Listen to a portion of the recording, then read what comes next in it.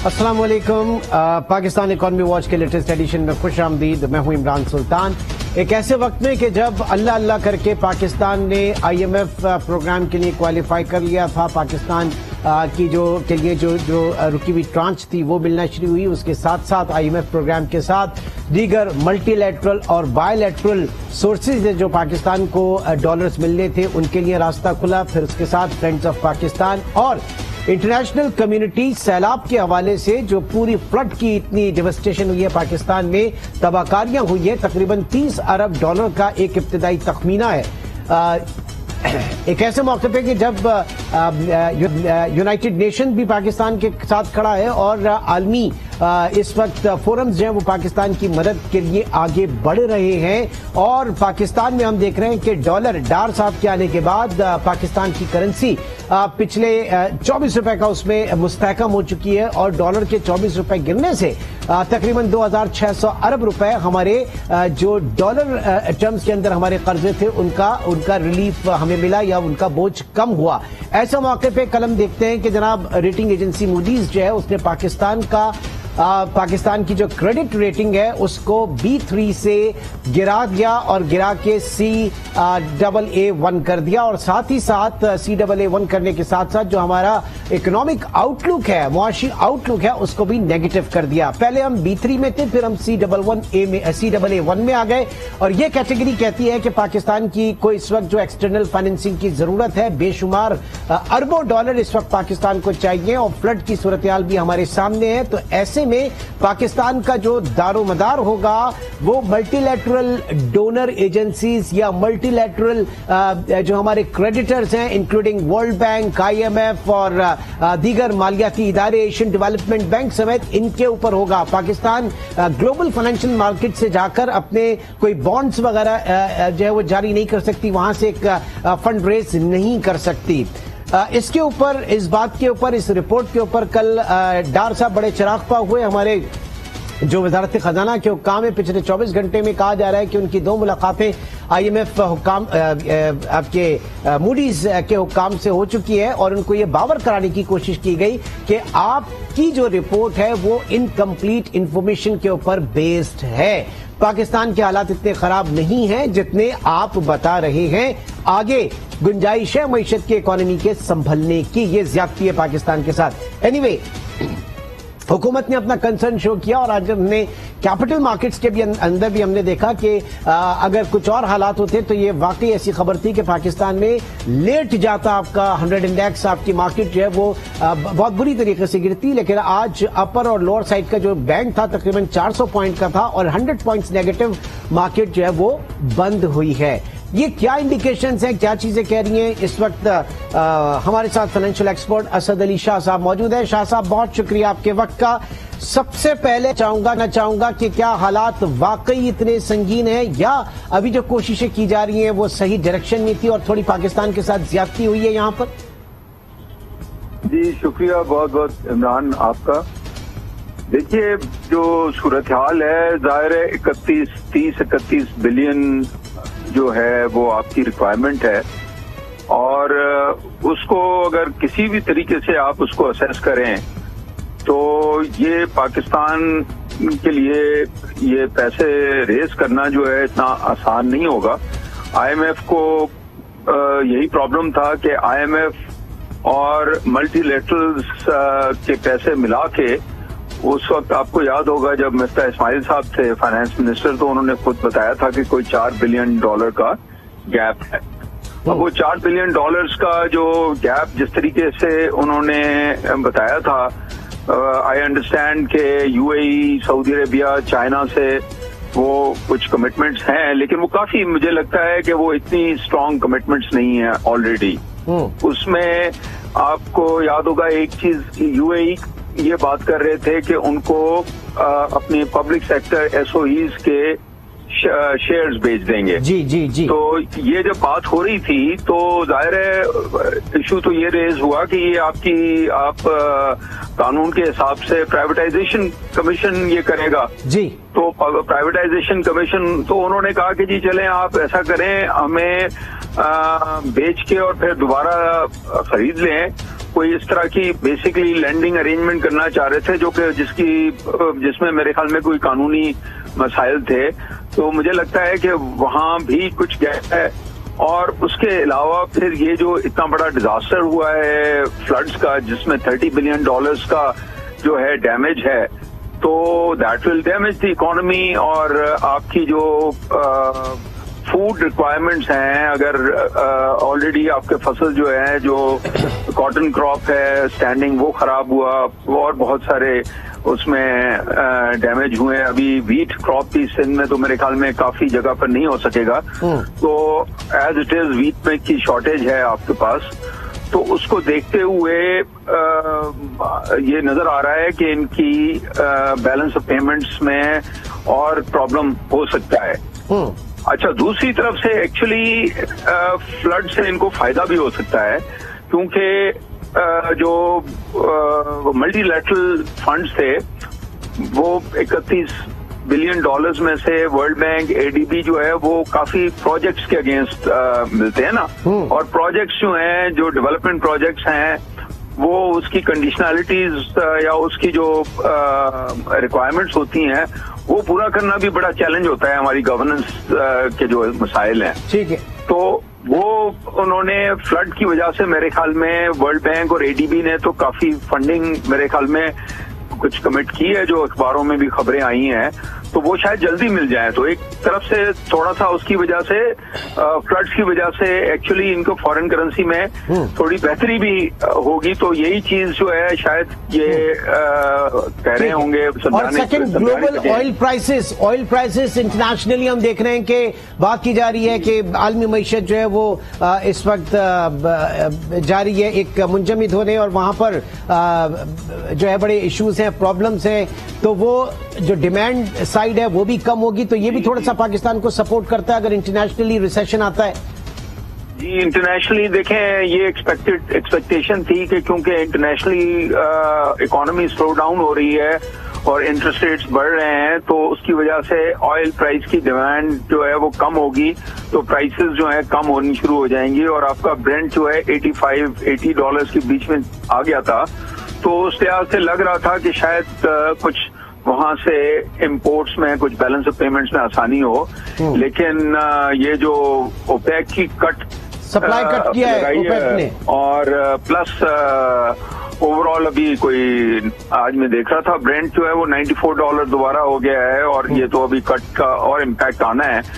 तो चैलेंजेस हैं काफी। कोई अच्छा, अब hold your thoughts for a moment. अब जरा रेटिंग एजेंसीज की बात कर लेते हैं सर।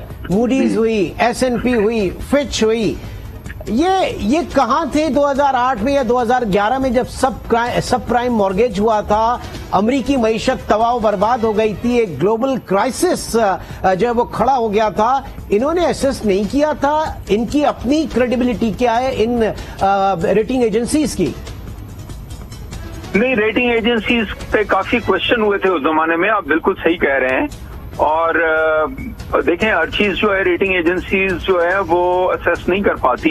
ये एक ओवरऑल इंश्योरेंस होती है, मतलब जैसे रेटिंग एजेंसीज जो है ये जो अभी उन्होंने रिकॉग्नाइज किया है, शायद फ्लड से ज्यादा इन्फ्लुएंस हो गए हैं, और प्लस जो सूरत हाल यहाँ पर।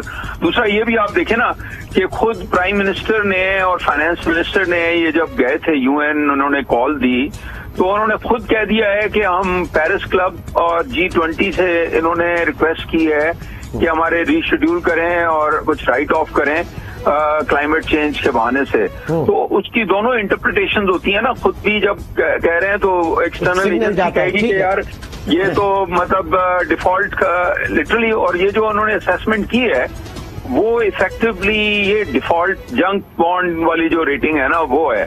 और यानी आप अपनी जो फाइनेंशियल मार्केट्स हैं, इंटरनेशनल ग्लोबल फाइनेंशियल मार्केट्स हैं, आप अपने सुकूक बॉन्ड लेकर, यूरो बॉन्ड्स लेकर वहां पर नहीं जा सकते, वो आपको अट्रैक्टिव नहीं मिलेंगे।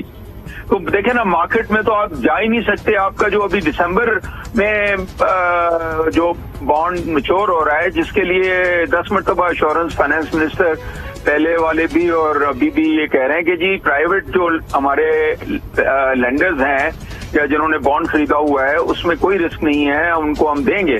लेकिन उसके बावजूद वो बहुत ज्यादा डिस्काउंट पे चल रहा है। वो डिफॉल्ट स्टेटस पे ही आपको इंटरनेशनल जो इन्वेस्टर है और लेंडर है वो आपको कह रहा है। तो मेरे ख्याल में ये जो मूडीज की जो रेटिंग है वो जरूर उससे भी इन्फ्लुएंस हुई होगी कि वो अगर मूडीज वो कह भी रहा था जो बी वाली जो रेटिंग, तो उसको लगता है कि कोई इन्वेस्टर्स और लेंडर्स जो है उसको भी मान नहीं रहे थे, आईएमएफ को भी वो नहीं मान रहे हैं ना लिटरली। और फिर ये भी तो देखते हैं ना कि ये हमारा 23वां प्रोग्राम है जो कि हम कंप्लीट नहीं कर सके। वो कितनी मरतबा आपने टू एंड फ्रो हम करते रहे हैं, उनकी कंडीशनैलिटीज, और फिर बड़ी मुश्किल से 1 साल उसको एक्सटेंड करवाया। तो व्हाट दे आर सेइंग, आप अगर देखें उन्होंने जो रिपोर्ट दी है वो ये कह रहे हैं कि short term and medium term में पाकिस्तान की वल्नरेबिलिटीज बहुत ज्यादा है। मतलब ये कि आईएमएफ प्रोग्राम अगर ये है तो उसके साथ आपको एडीबी और वर्ल्ड बैंक और सऊदी अरेबिया और दूसरे जो लेंडर्स अगर जो पैसे देंगे भी तो उन्होंने भी लिंक किया हुआ है कि आईएमएफ प्रोग्राम की आपने सारी कंडीशनैलिटीज पूरी करेंगे। ठीक है, और आपने सर जरा आ जाते हैं, क्योंकि आईएमएफ प्रोग्राम को लेकर पिछले दिनों जो बातें हो रही हैं मिफ्ता इस्माइल और इसाक डार और आपस में इनकी चपकलश और आईएमएफ प्रोग्राम को लेकर बहुत सारी चीजें, ये बताइए हम जिस डायरेक्शन में इस वक्त डार साहब जिन पॉलिसीज को लेकर चल रहे हैं वो खुलेआम कमेंट कर रहे हैं एक्सचेंज रेट के ऊपर कि डॉलर जो है वो 200 रुपए से कम होना चाहिए। मैं इसको लेकर आ जाऊंगा नीचे। हमने अब तक जो पढ़ा है वो यही पढ़ा है कि जनाब ये फाइनेंस मिनिस्ट्री का प्रोगेटिव नहीं है, ये सेंट्रल बैंक का और state bank, governor state bank का प्रोगेटिव है। वहां पूरी कमेटी होती है, वो पॉलिसी रेट भी डिसाइड करती है और एक्सचेंज रेट के ऊपर भी करती है। और माजी में याद है कि मुझे याद है जब मैंने एक आध दफा पाशा हफीज शेख साहब से इसके ऊपर पूछा, एज फाइनेंस मिनिस्टर मैंने डॉलर के ऊपर पूछा, उन्होंने कहा सॉरी ये मेरा डोमेन नहीं है। तो यहां पर क्या हम सही डायरेक्शन में हैं डार साहब? क्योंकि ये 2013-14 वाला स्टेट बैंक नहीं है, स्टेट बैंक लॉ पास हो चुका है, state bank is separate and autonomous body now, governor state bank वहां पर 5 साल के लिए बैठा है। हम ये फाइनेंस मिनिस्ट्री, क्यू ब्लॉक और स्टेट बैंक, इन दोनों के दरमियान एक फाइन लाइन होनी चाहिए, चाइनीज वॉल होनी चाहिए कि नहीं? जी बिल्कुल, आप सही कह रहे हैं कि नॉट ओनली हफीज शेख बल्कि असद उमर जो फाइनेंस मिनिस्टर थे तो उन्होंने भी कई मरतबा इस पर कमेंट करने नहीं किया था। और मिफ्ता इस्माइल साहब भी यही कह रहे थे कि ये जो है मार्केट बेस्ड होना चाहिए एक्सचेंज रेट। तो आई थिंक डार साहब जो बात कर रहे हैं वो रियर जो है जो उसकी कैलकुलेशन के हिसाब से वो तो सब सारे लोग एग्री करते हैं कि उस लिहाज से रुपी डॉलर पैरिटी जो है ना, डॉलर की वैल्यू मतलब 200 या अराउंड वो होनी चाहिए। तो फिर कुछ बैकग्राउंड परसेप्शन जो है, आपको पता है इकोनॉमिक्स में sometimes perception is more important then the reality. तो जब से डार साहब आए हैं तो एक लोगों को ये एक इम्प्रेशन पड़ा है कि शायद वो कुछ ऐसा जादू करेंगे कि रुपया जो है वो स्टेबल हो जाएगा और डॉलर जो है सस्ता हो जाएगा। हम सर बजाय इसके कि मौजों के या जादू के, हम उम्मीद कर रहे हैं कि पॉलिसी मेजर्स लिए जाएं जहां पे आपकी एक्सपोर्ट को बढ़ाने की जरूरत है, प्लस डॉलर स्मगल जहां पर हो रहा है, जिस तरीके से हो रहा है आपको भी पता है, इन चीजों को रोकने की जरूरत है और अपनी इंपोर्ट्स को कर्टेल करने की पॉलिसी मेजर्स जो है वो ज्यादा डिमांड करते हैं क्यू ब्लॉक के लिए, फाइनेंस मिनिस्टर के लिए। जी आप ये देखें ना कि ये जो आप डॉलर अगर आप सस्ता करते हैं तो इफेक्टिवली आप इंपोर्ट्स को जो है काइंड ऑफ इंसेंटिवाइज करते हैं ना। और हमारा मसला ही ये है कि हम बहुत ज्यादा इंपोर्ट करते हैं और एक्सपोर्टर्स को आप डिस्करेज करते हैं उससे। तो अब एज इट इज दुनिया जो है वो रिसेशन की तरफ जा रही है तो आपकी एक्सपोर्ट्स जो है वो रिड्यूस होना शुरू हो गई हैं। इंपोर्ट्स में आपकी जो है इतनी फ्लेक्सिबिलिटी नहीं है और अगर आप उसको डॉलर को जरा रेट रिड्यूस करेंगे तो इंपोर्ट्स और बढ़ेंगी, उससे उसकी कंजम्पशन बढ़ेगी। अब ये जो सबसे बड़ा जो आपका इंपोर्ट है ऑयल प्राइसेस, फ्यूल और ऑयल, तो वो ऑलरेडी पाकिस्तान बावजूद इसके कि हम सबसे ज्यादा वल्नरेबल हैं, वो रीजन में हमारी तकरीबन सस्ती तरीन है जो प्राइस है, और उसको जो है जो जिसपे मिफ्ता ने भी कमेंट किया था कि पीडीएल जो आपने बढ़ानी थी और सेल्स टैक्स भी आपने उसके ऊपर जीरो रेट किया हुआ है, तो उससे आपने रिड्यूस कर दी प्राइस, तो जाहिर है फिर उससे कंजम्पशन दोबारा बढ़नी शुरू हो जाएगी।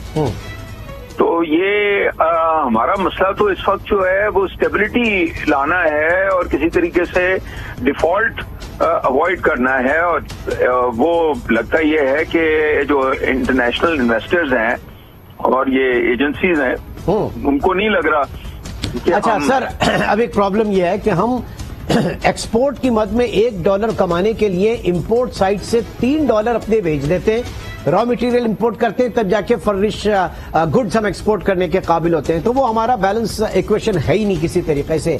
दूसरी चीज ये कि मुस्लिम लीग नून है, पाकिस्तान तहरीक इंसाफ है, पाकिस्तान पीपल्स पार्टी है, जो करने वाले काम थे वो अभी तक किसी ने भी नहीं किए। करने वाले काम ये थे कि आप एग्रीकल्चर इनकम टैक्स नाफिज करते, आप उसी तरीके से एग्रीकल्चर सेक्टर को भी इनकम टैक्स के अंदर लेकर आते, फिर दूसरा आते, यहां पे तो आप पॉलिटिकली ब्लैकमेल हो जाते हैं, कॉम्प्रोमाइज कर देते हैं सारी चीजों पे। जी आप सही कह रहे हैं, और अभी इस साल जो आपके जो टैक्स पेयर्स हैं, फाइलर्स हैं, वो भी 30 सितंबर तक मेरे ख्याल में कोई आपके लास्ट ईयर जो लास्ट डेट थी वो कोई 25 लाख से नीचे आके कोई 15 लाख हो गए हैं।